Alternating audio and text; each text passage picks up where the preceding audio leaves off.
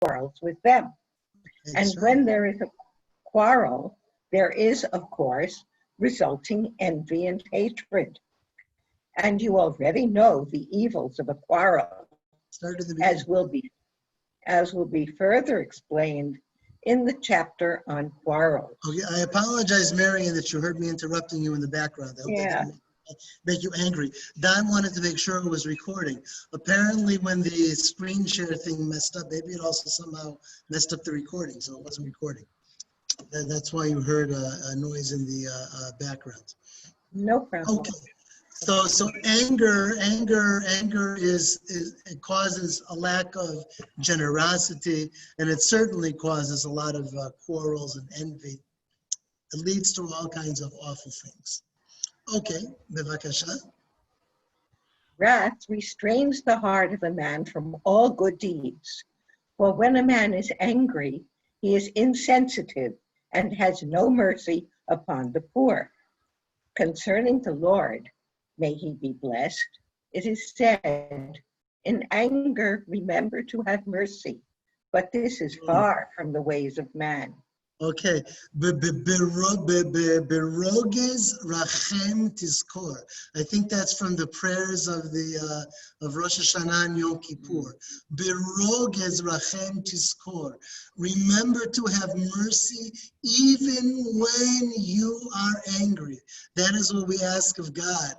And so the author says, think of asking that from a human being. It's not that it's impossible, okay?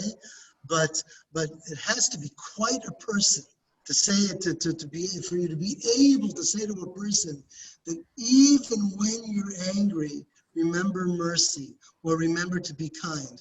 Because usually when you're angry, you have no room for kindness. Okay, Bevakasha, here's another thing that's caused by anger. Anger vitiates the intent of a man in his prayer, and the divine presence cannot dwell where there is anger. The Jerusalem Talmud mentions a sage who has a whole list of sages who didn't pray at all under certain circumstances. One of them is a sage who said that any day where I get angry, I don't pray. Why? Because if I got furious in the morning, then there's no possibility of having intention in prayer, having sincerity in prayer. Anger just makes it impossible. Okay, and so that's one. You get angrier, but wouldn't prayer help reduce the anger also? I mean, you may not have the right kavanah, but with time, for me, when I'm in an angry mode, I do turn to prayer to help remove it. Okay, that's really nice, Kayla. It definitely works in both directions, and I can give an example of that. The Talmud in all different ways talks about situations where it's better not to pray. All of those Talmudic descriptions eventually got dropped. We don't recognize them today. People don't talk about them. That's a whole other story that we won't do tonight.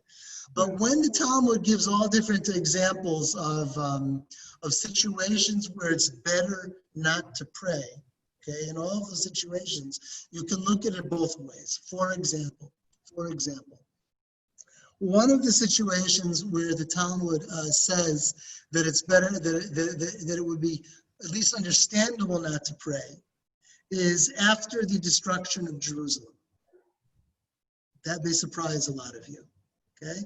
The Talmud in Brachot says that the whole Jewish people can, with perfect, not just perfect logic, but in a convincing way, could go before God and say, we can't pray anymore. Why can't we pray anymore?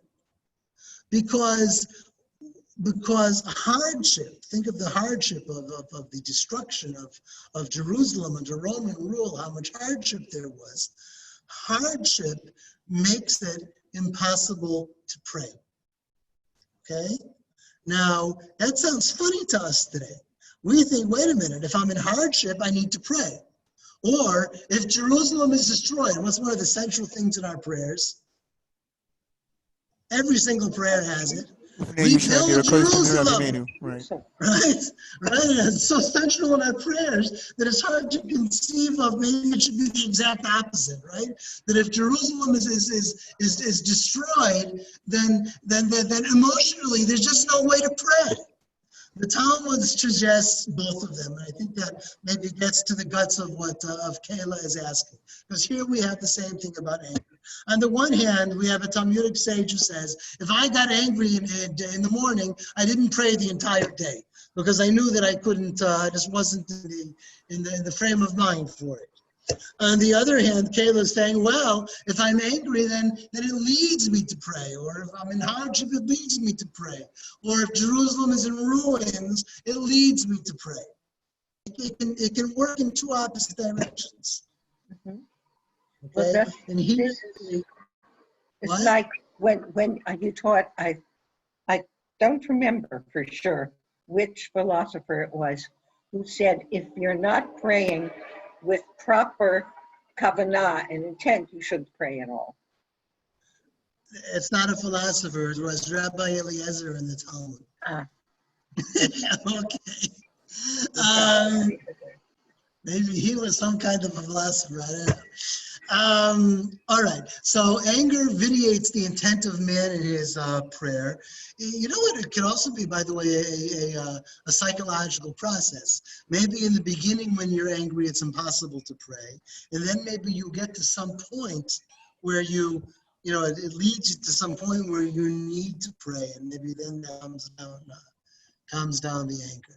The other side of this is the divine presence cannot dwell where there's anger, right? If there's anger, there's no room for God. We saw that with pride last week. A prideful person, there's no room for God. So here we have an angry person, there's no room for God. And last week we saw that he connects anger to pride. If you're prideful and you think that things are coming to you, then very often you're going to be disappointed and angry.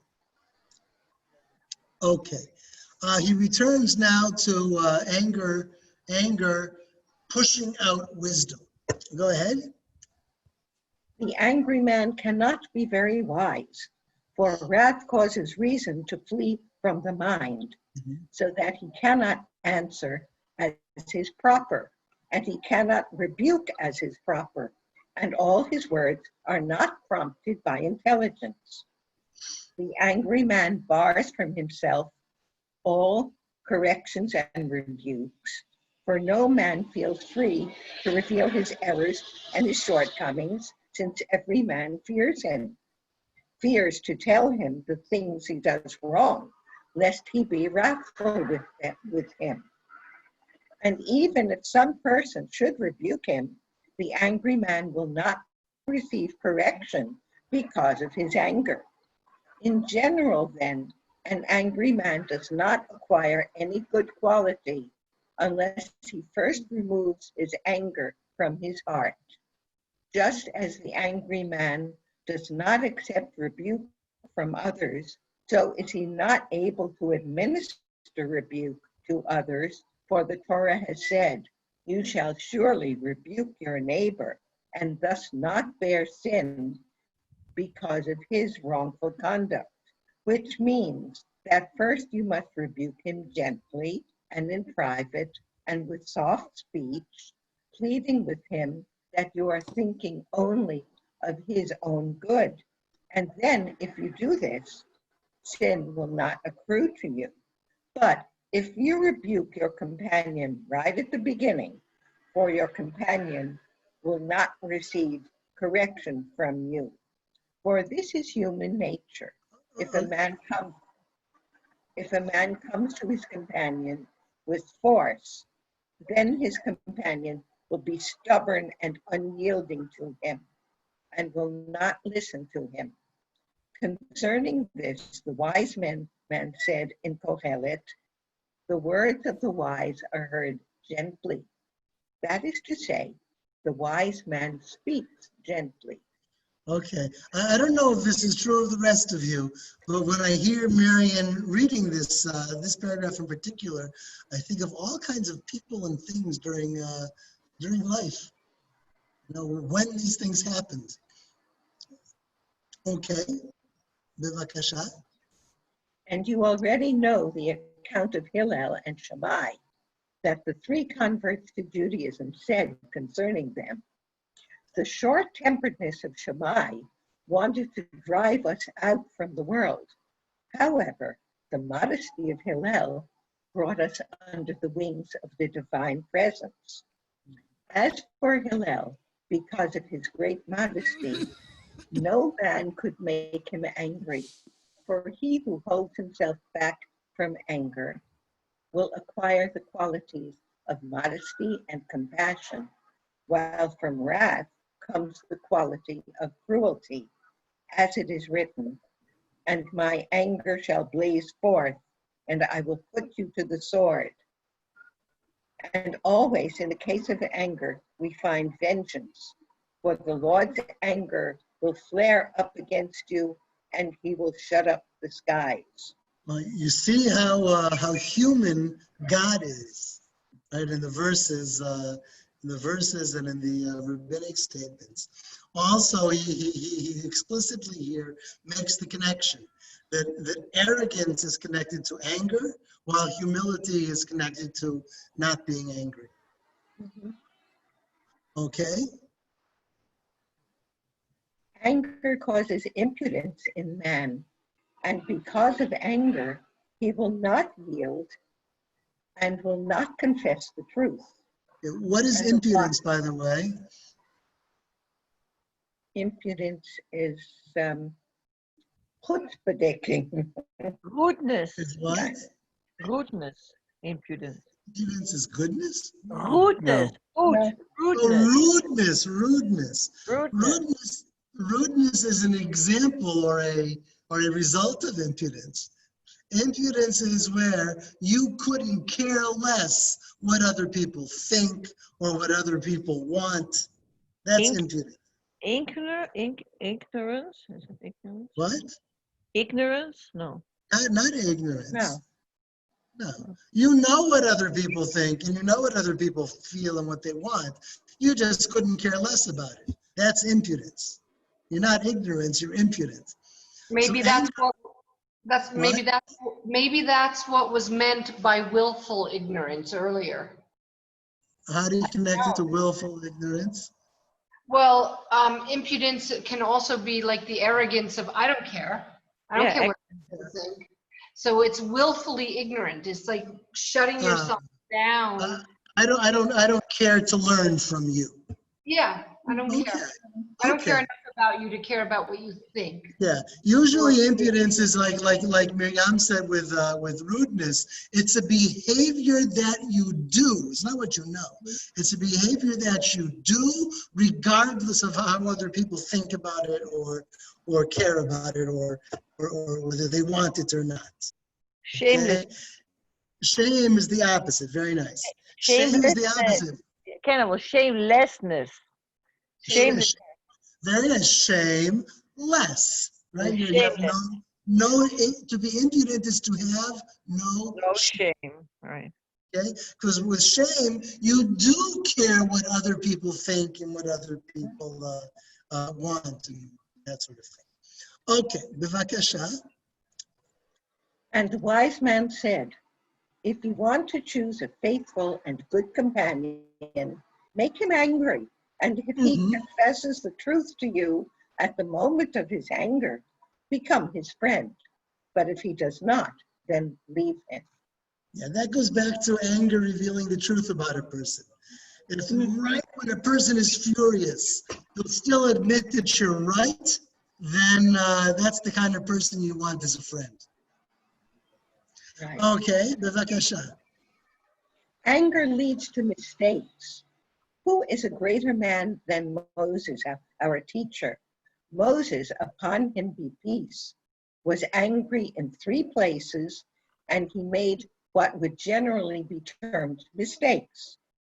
As it is said, and he was angry with Eleazar and with Itamar. And it is written, why did you not eat the sin offering in the sacred area? And it is said, listen, you rebels.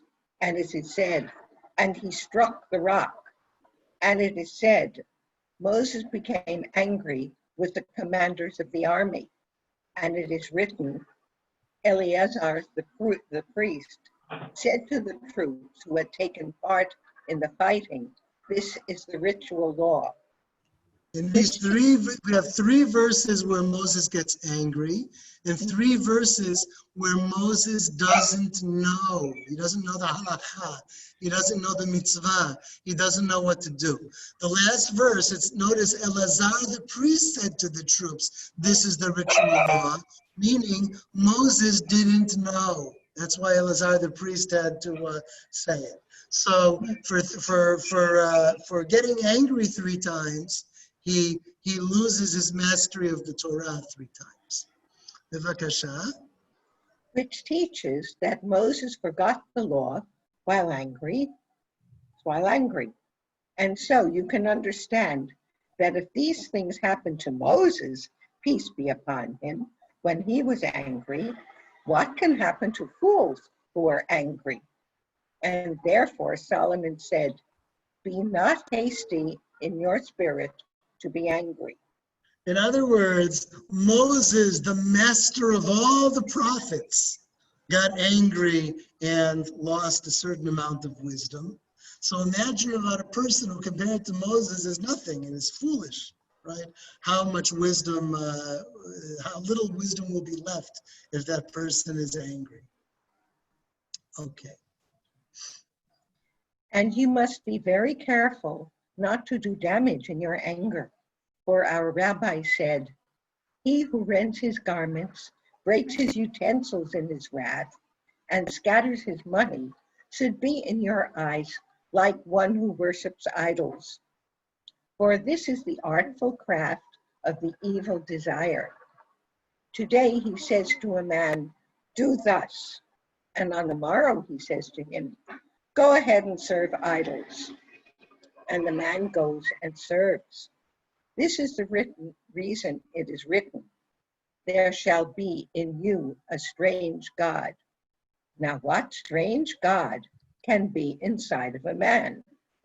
You must necessarily say, it is the evil desire. Look and see how the evil desire strengthens itself in a man in a time of anger. Rabbi said, there are 4 temperaments, easily angered and easily pacified. His loss is canceled out by his gain. Hard to anger and hard to pacify, his gain is canceled out by his loss. Easily angered and hard to pacify is a wicked man. Hard to anger and easily pacified is a saintly man. Okay, that I think is familiar to a lot of you, right? The 4 different groups of angry people. And now he's going to talk about them. And these 4 qualities apply to a righteous man when he grows angry with good people or because of worldly matters.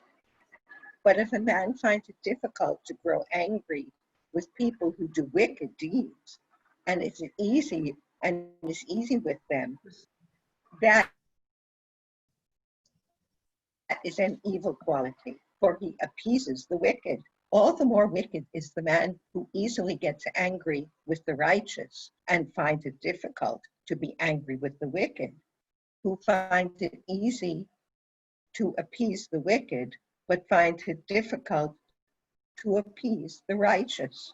Such a man is completely wicked. Okay, here we already have the first inkling of when anger is a good thing. Okay, anger may be a good thing, and people said this when it's aimed at wickedness or at wicked people. The dangerous thing about this is figuring out who is wicked and who is righteous. But I think we'd all, I hope we'll all presume that there are such people. Okay, bevakasha. Even though anger is a very bad quality, nevertheless, a man should conduct himself at times with the quality of anger. In other For words, example, where is anger a good thing? This is now. For example, when he rebukes the wicked and when he desires to cause a spirit of awe and respect to dwell on the members of his household, and when he wants to obtain respect and even fear from his pupils. Even he who is angry with the wicked must weigh the extent of his anger, for Moses, our teacher, upon whom is peace, said when he spoke wrathfully against Reuben and Gad, a breed of sinful men. And therefore, we find that his descendant became a priest to idols. And this even though Moses was angry because he strove for the glory of God. Everything requires a proper, I don't see the next line. Everything requires a proper Okay. measure right here. Now I see it. Everything requires a proper measure in all a man's ways. A man should speak carefully how to do the commandments, whether he rebukes out of anger or rebukes joyously. Okay. Okay. Bevakasha. Bevakasha. Mary? Bevakasha. Oh. Yeah. A man who has the quality of anger, but controls that anger and wrathful manner as though he were not at all subject to temper.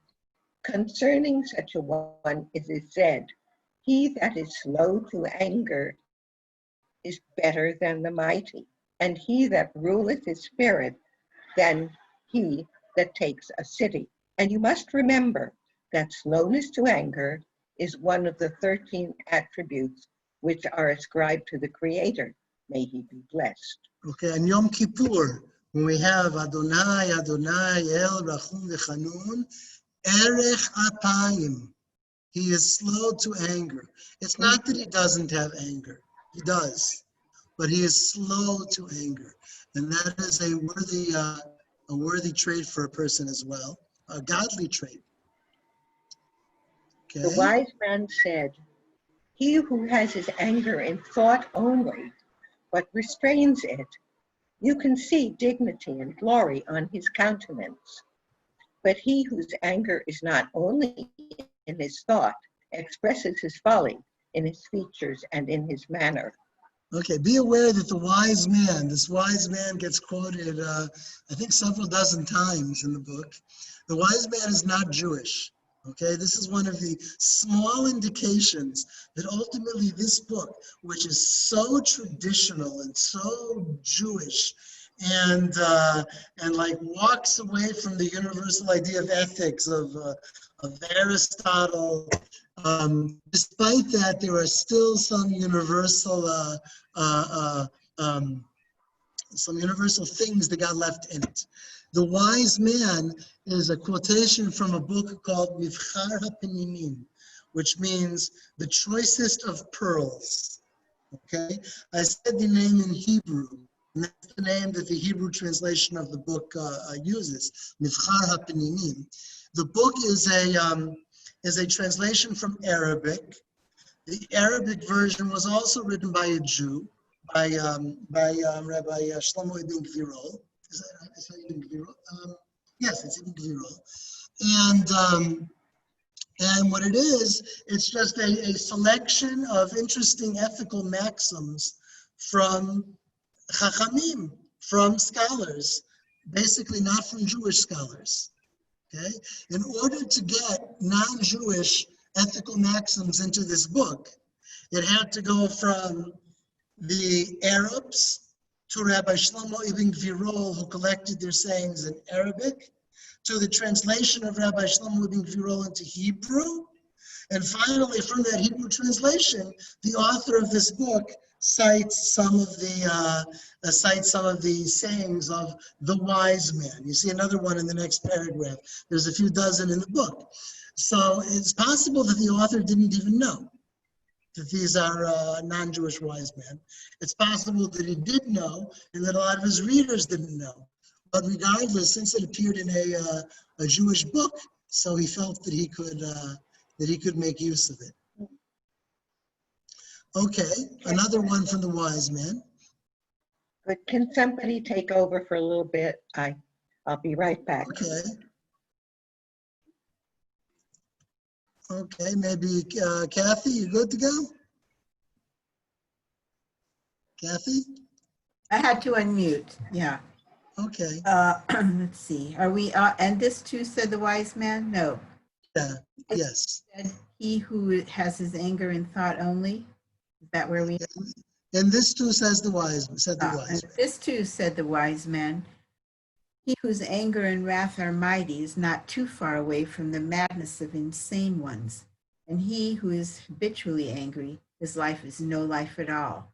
His life is no life at all, going back to the beginning of the chapter. It's just pain. Yeah, go ahead. And since he is never happy, he does not receive the various happenings that come to man with love and with joy. And he does not declare the justice of God, whether happenings be good or bad. And therefore he is not able to joyously serve God. May he be blessed. Now when a man is in the midst of a fast or in some trouble, then anger dwells strongly in his heart. Therefore, at such times he must be particularly careful not to grow angry. Silence nullifies anger, and a soft voice nullifies anger.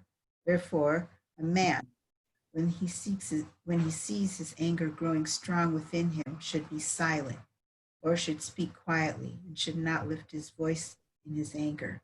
For the one who does lift his voice in his anger will only arouse and stir up that anger. But a quiet voice and silence soothe anger. Another thing he should bear in mind is not to look in the face of a man that is angry with him, but should drop his eyes and speak with him without staring into his face. And thus he will cause anger to flee from his heart. The verse in Hebrew, the saying in Hebrew is very beautiful. It's ma'aneh rach yashiv chema. Ma'aneh rach, a soft reply. Yashiv chema, it will turn back the wrath. It turns back wrath. So we not only have to think about anger in ourselves, but also the right way to deal with anger from others. Okay? And you should know that the final sum of the intelligence of a man is his ability to govern his anger. As it is said, it is the discretion of a man to be slow to anger. Anger is very close to arrogance, and no angry man can escape arrogance. You already know the evils of arrogance. Did that last week. Okay.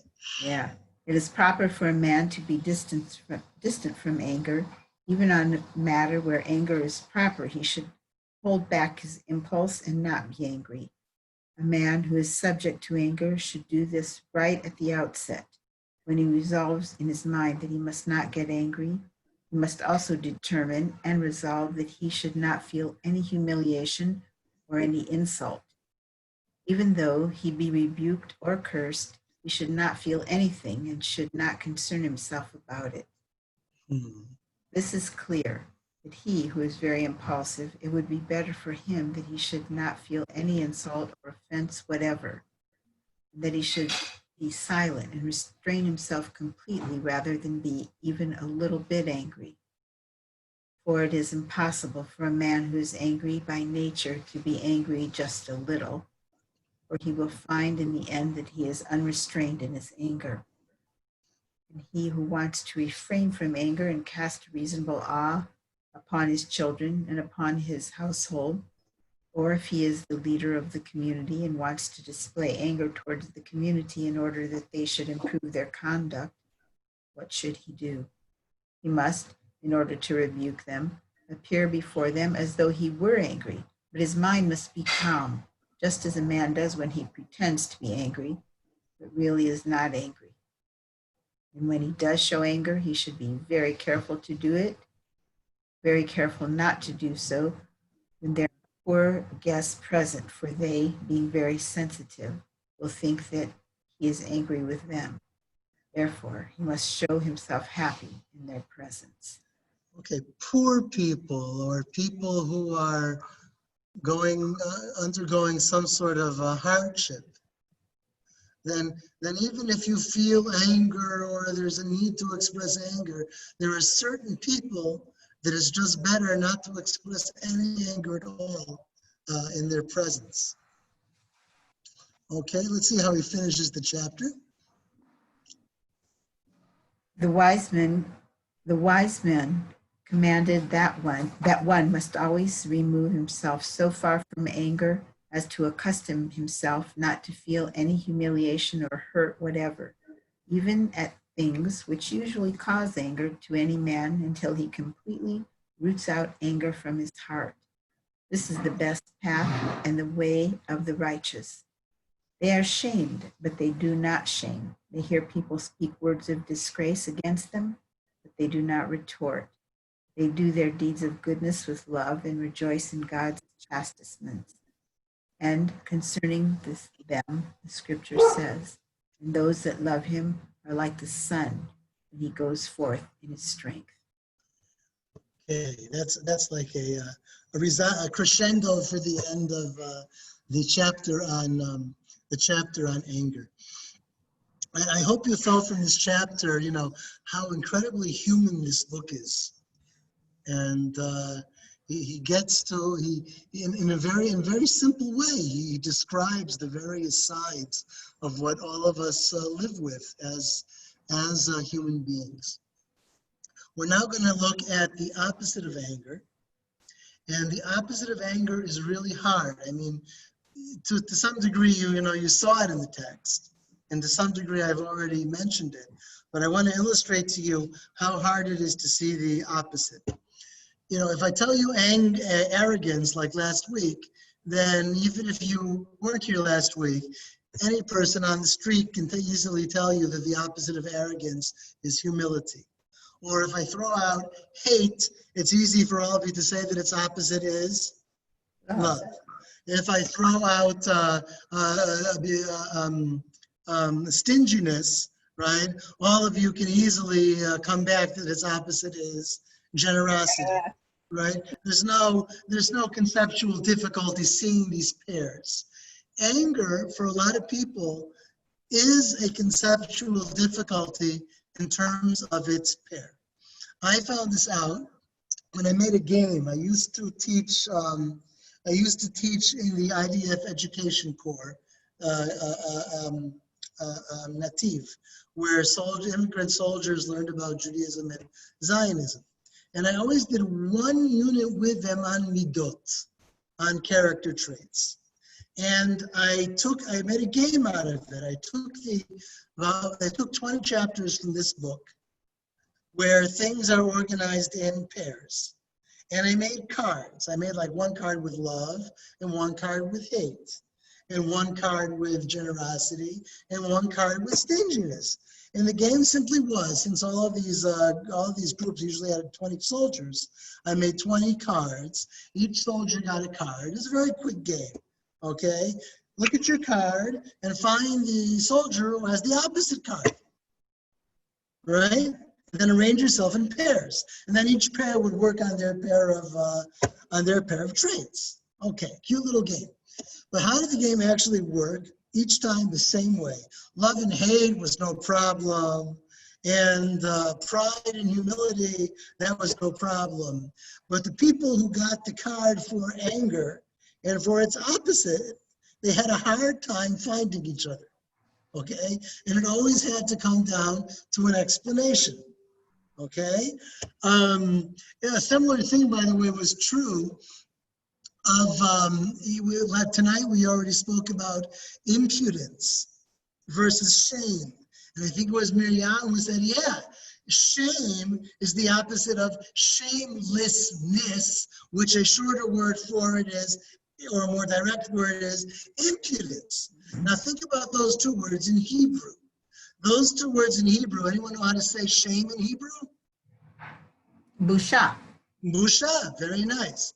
Anyone know how to say impudence in Hebrew? Marion said chutzpahdik. Chutzpahdik. All right. Chutzpah, actually, if I had used chutzpah, it might have worked better. But that's not the classic term. Well, it's from the prayers even, or certainly from the Tanakh, right? Sometimes Israel is called by God, not Israel, the enemy maybe, Goy Az Panim. What does it mean to be Az Panim? Auspanim. Az, Ayin Zayin, Panim. Means to have an impudent face. Okay? So who disregards everybody. The opposite in Hebrew is called azut. That's the opposite of boshet. Okay? That was another pair the soldiers would have. Obviously, I would tell them, if you don't understand what's on your card, ask me, right? While they're doing this. So a few of them would come up and ask me, and I tell them. And then, azut would go and find boshet. Well, what was going to be the opposite of anger? The soldier who got anger knows what anger is. There's no problem with the word kas. But what conceptually is the opposite of kas, of anger? Yeah, I have to say something. That psychologically, anger is not a basic feeling like some of the others. It results from something else. Like? What does it result from? It results from frustration or disappointment, like that. Well, I would say that shame and impudence are the same thing. Shame and impudence are the results of how you feel about what others think. Okay? So too, anger is the result of this. I can't hear you at all. Anger is the result of disappointment, not getting what's coming to me, not having what I want, not having what I need, not being able to do what I'm expected to do. Okay? It's always, Marion is correct, it's always some kind of disappointment. So let's phrase it that way now. If anger is the tendency to be deeply disappointed, then what would we call the tendency not to be disappointed? To be satisfied with your lot, with whatever happens. Okay, we could call it satisfaction, the tendency to be satisfied. What? Sfiat Ratzon says Dan in Hebrew. I thought of that. Someone thought of that. Okay. Okay.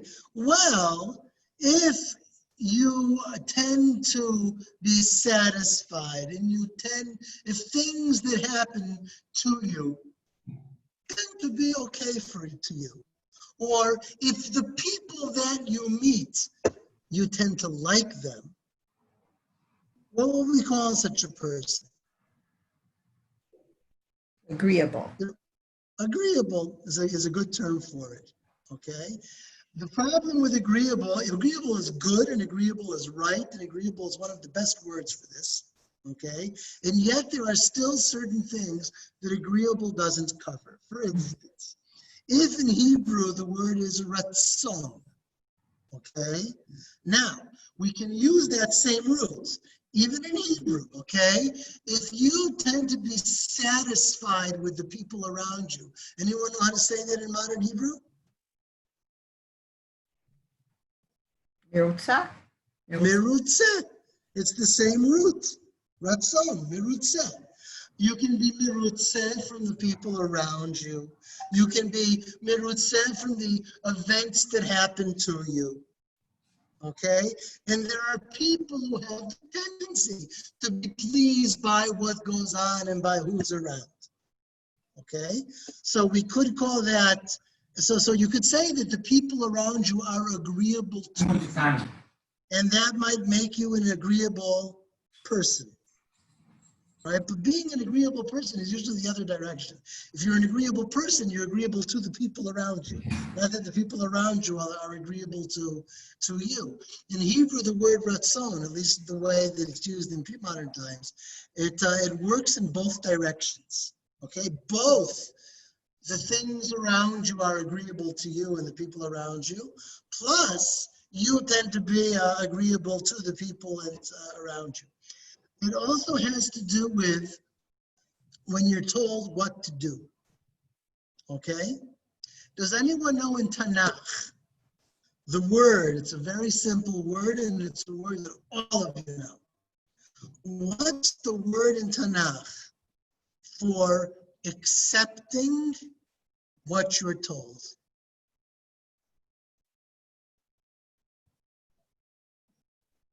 Accepting Anyone? what? What? Accepting what? For accepting what you are told. You're all going to laugh when I tell you the word because you all know it. Obedience. Obedience. What is the word in Hebrew for obedience? In biblical Hebrew? In the Torah. How does God in the Torah say, be obedient? Mushmat? Mushmat. What did you say? It's, the word simply is lishmo'a. Ah. Same, Say it again. Lishmo'a. same root. To hear. I can't hear you well enough. To hear, to listen, to hear, to hear in the Bible is not just in the sense of physical hearing, that I heard the words that were spoken. To hear in the Bible means that I imbibe them and I accept them. Okay? V'haya im shamo'a tishme'u el mitzvotai. If you will listen to my commandments. It doesn't mean to physically listen to hear the words I said. It means if you will accept my commandments, if you will do my commandments. The word lishmo'a. Okay? We're not going to have enough time to read this whole chapter, but there's a whole piece of this chapter that he devotes just to the word lishmo'a. What does the word lishmo'a have to do with agreeableness? It's the tendency to accept what you are told. And this really is a dual tendency of opposites. You have people with the tendency that when someone tells them to do something, their natural response is, okay. Okay? It doesn't mean they never say no, but it means that the natural tendency is to say yes. And only in certain circumstances will they say, wait a minute, I don't want to do that. Okay? And you have other people who with the opposite tendency.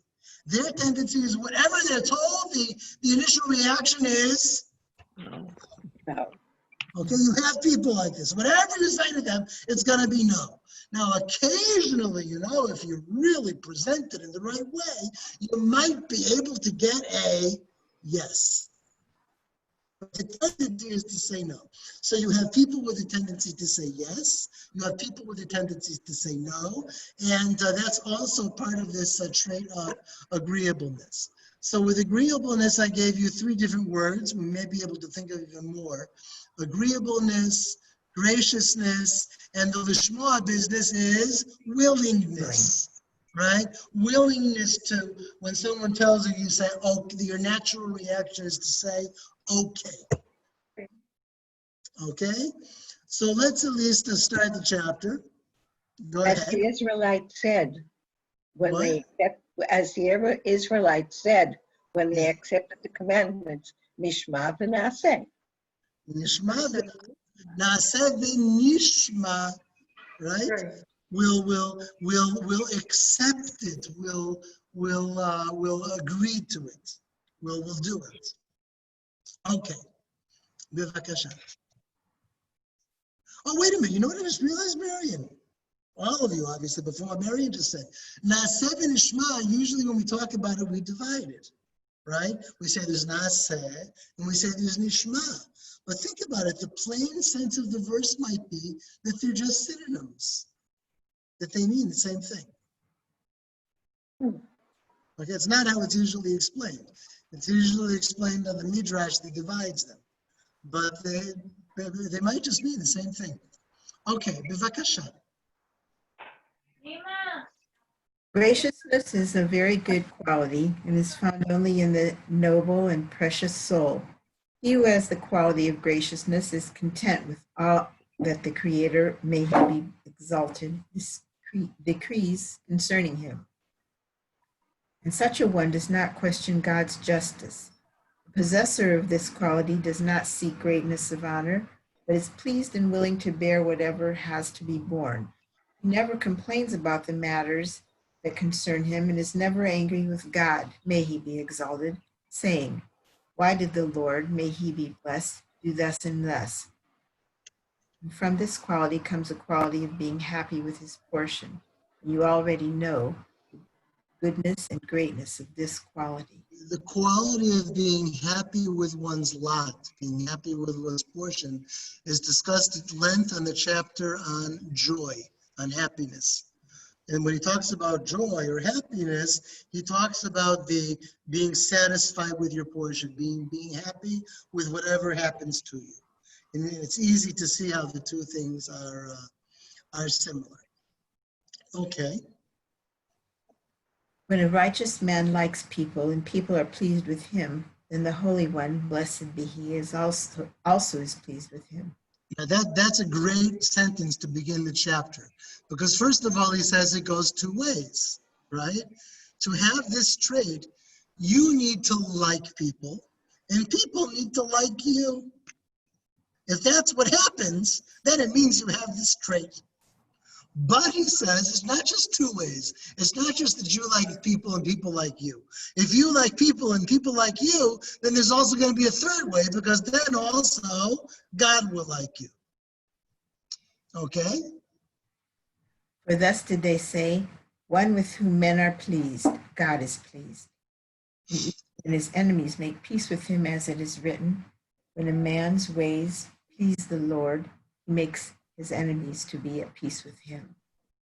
As you know, concerning Avimelech and Abraham. And when they make peace with him, it is said, in the light of the king's countenance is life, and his favor is as a cloud of the latter rain. The latter rain is the late rain that we had maybe a month ago or something. But the word is his favor. In Hebrew, it's ratzon. It's the same word as the title of the chapter. Maybe we could also call the chapter favorableness or something like that. Okay? His ratzon is like this beautiful rain cloud. Right? Only in Israel do people see rain clouds as beautiful. In other places they don't. No, in Mexico too. In Mexico too, we love our rain. And also in Mexico, people love the rain. Yeah, because we have a dry season and a hot season like you do, you know? I mean, California. Okay. California has the same kind of climate. So the blessing of rain is when God is pleased, Ratzon. And now we're going to have examples of people who have this trait tend to be very successful and do great things. Bevakasha. See what happened to Mordechai when Ahasuerus was pleased with him, and what happened to Yosef when Pharaoh was pleased with him. And if all of this happened to those whom people liked, then surely the ones whom the Holy One, blessed be he, likes, will attain a lofty estate. Therefore, a person should exert himself to do the commandments of the Torah, and then the Holy One, blessed be he, will be pleased with him. And the wise man has said, Everyone who has this quality will prosper. And from the quality of pleasantness comes pardon and forgiveness. For when a person is gracious and generous with the person who has wronged him and renounces his claim against him, such a person who does this, his prayer will surely be heard. That's really important. That's crucial. Okay? Why is that so? You have a person who is wronged. This person forgives the person who wronged him or her. Why should that person's prayer be heard? It seems like the same thing that he spoke about with anger, that the person has overcome his anger. He talked so at length about reactions that you could have when you're angry and what you should do. And I think the bottom line was you need to control your anger, and here it's to control Okay. that You're saying, Kathy, if you forgive the person who wronged you, then you've controlled your anger. yes. That's true, but it still doesn't tell us why prayer will be heard. Why is prayer being heard the same thing as forgiving a person who has wronged you? That's interesting. Kayla? Well, what we said before, if you're angry, you can't have the proper kavanah. And so now you've let go of the anger, you've sort of cleansed your soul, let's say, you've come to some different kind of state of kindness, graciousness, ratzon. And ratzon also works in terms of, like following what God's will is as well. And that you've opened yourself up to that. So that's why your prayers can be heard, because you are no longer like it's like you don't have the static of anger. Okay. You've brought yourself to a certain place where you're worthy of your prayer being heard. I just want to specify that a little bit more. What exactly is the place that you've come to? If somebody wrongs you and you go out of your way when it's not even maybe the person hasn't asked for forgiveness even, okay? And the person hasn't made good. And nevertheless, you forgive the person.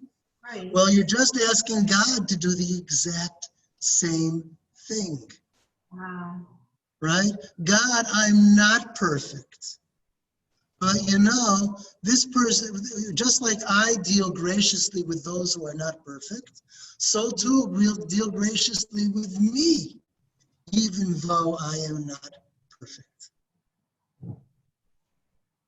Okay, bevakasha. The very fine quality for man is to be filled with graciousness and to abandon his opinion in the face of the opinion of his companion when he senses that his companion is right. And this type of conduct will cause him to be beloved, for he pleases every man. And such is very near to the path of repentance. For if he does an evil deed and his companion comes and rebukes him, he very quickly consents to abandon his evil way and to return to the good. The result is that he himself obtains self-satisfaction in confessing his wrong and abandoning his evil ways, and his companions who associate with him are pleased. Thus to say, he who listens to counsel is a wise man. Solomon to listen with the ears alone, but that listening means to listen to the counsel of a wise man and to willingly do that which the wise man tells him. It is obvious, therefore, that the whole Torah is summarized in this quality of willingness to listen and obey. And thus is with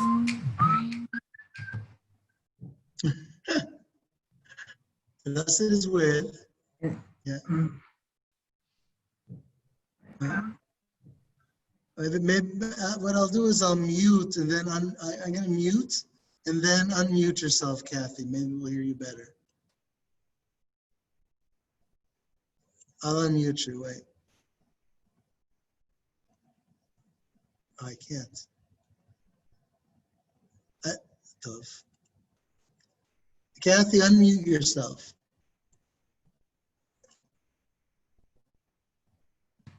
Kathy? Okay. I don't know how much you read, Kathy. Thus did Solomon. Oh, No, okay, let's hold it off anyway, since we're almost at the end of our time. This is the beginning of the section that I mentioned about listening. He has a whole section just devoted to that verb lishmo'a. Okay, and we just saw the beginning of it.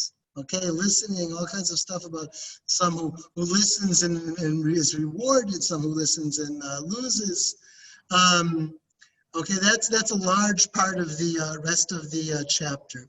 Before we finish, I just want to point out that this the topic we did tonight is a threesome.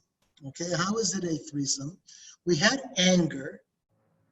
Then we had the untranslatable next chapter, agreeableness or graciousness or willingness, or I don't know. I guess we haven't found the perfect term for it in English that captures all of the different possibilities. And we see how those are opposites. They're opposites in that if your tendency is to be displeased with people and circumstances, you will be angry. If your tendency is to be pleased with people and circumstances, then you will be like what he describes in this chapter about Ratzon. So why does it need to be a threesome?